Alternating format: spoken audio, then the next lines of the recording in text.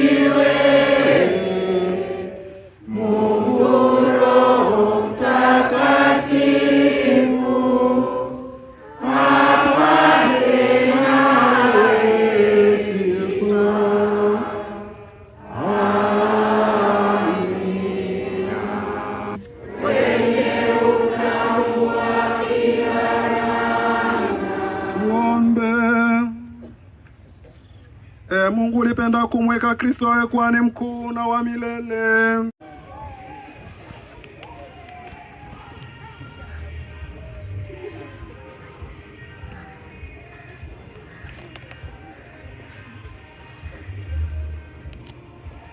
Yesu akamjibu, mtu mmoja alifanya karamu kubwa, akawaalika watu wengi. Wakati wa karamu alipofika, alimtuma mtumishi wake akamwambia walioalikwa, njooni, kila kitu ni tayari. Lakini wote mmoja baada ya mwingine wakaanza kuomba radhi. Wa kwanza akamwambia mtumishi, nimenunua shamba na hivyo sina budi niende kuiangalia na kuomba uniwe radhi.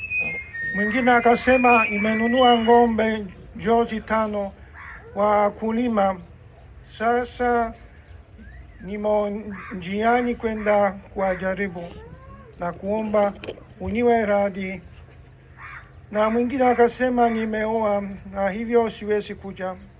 Mtumishi huyo akarudi na kumwarifu mwana wake jambo hilo. Yule mwenye nyumba akakasirika, akamwambia mtumishi wake, nenda upesi kwenye barabara na vichochoro vya mji, uwalete hapa ndani maskini